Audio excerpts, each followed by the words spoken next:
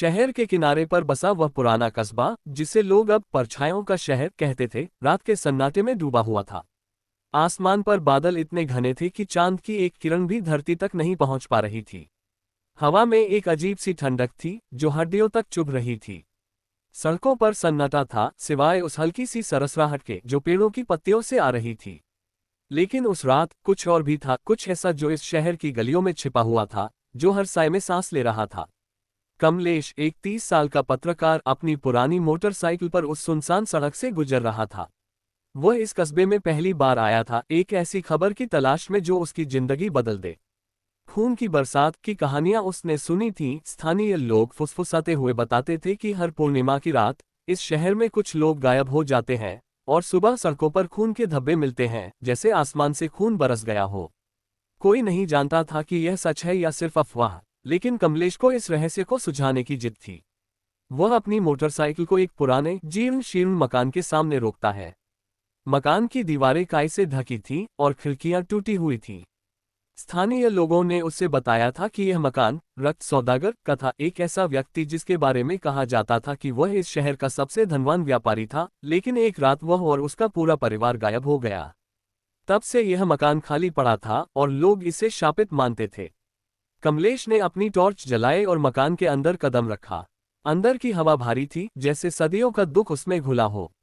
फर्श पर धूल की मोटी परत जमी थी और दीवारों पर कुछ अजीब से चिन्ह बने थे, जो किसी प्राचीन भाषा में लिखे प्रतीत होते थे। कमलेश ने अपने कैमरे से उन चिन्हों की तस्वीरें लीं। तभी उसे एक हल्की सी आवाज सुनाई दी, जैसे कोई फुसफुसा रहा हो। कौन है वहां? उसने जोर से पूछा, लेकिन जवाब में सिर्फ सन्नाटा था। उसने टॉर्च की रोशनी इधर उधर घुमाई, लेकिन कुछ दिखाई नहीं दिया। फिर अचानक एक ठंडी हवा का झोंका आया और उसकी टॉर्च बुझ गई। अंधेरे में उसे लगा कि कोई उसकी पीठ के पीछे खड़ा है। उसने पलटकर देखा, लेकिन वहां कोई नहीं था, सिर्फ एक परछाई जो दीवार पर नाच रही थी। उस रात कमलेश को नहीं पता था कि वह एक ऐसे रहस्य के करीब पहुंच चुका था जो न सिर्फ इस शहर को बल्कि उसे भी निगल सकता था। अगली सुबह कमलेश स्थानीय चाय की दुकान पर पहुंचा। वहां बैठे बूढ़े लोग उसकी ओर संदिग्ध नजरों से देख रहे थे।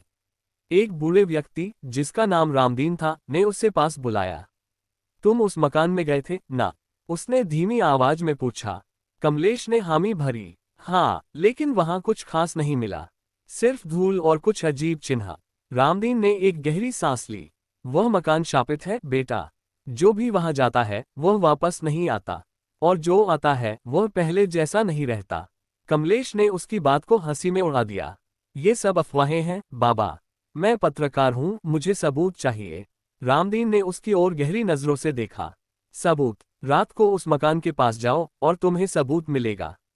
लेकिन याद रखना, वहां जो परछाइयां नाचती हैं वो सिर्फ परछाइयां नहीं हैं। उस रात कमलेश फिर से उस मकान में गया। इस बार वह अपने साथ एक रिकॉर्डर और एक अतिरिक्त टॉर्च लेकर गया था। जैसे ही वह मकान के अंदर दाखिल हुआ, उसे फिर से वही फुसफुसाहट सुनाई दी। इस बार आवाज साफ थी, जैसे कोई उसका नाम पुकार रहा हो।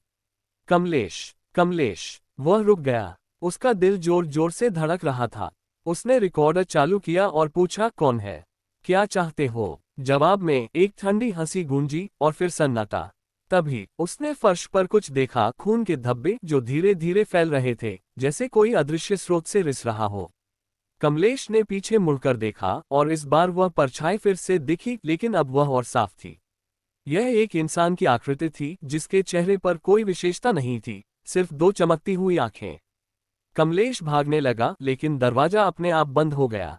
वह चीखा, लेकिन उसकी आवाज मकान की दीवारों में गूंजकर खामोश हो गई। और फिर अचानक सब कुछ शांत हो गया। जब वह सुबह होश में आया तो वह उस मकान के बाहर सड़क पर पड़ा था।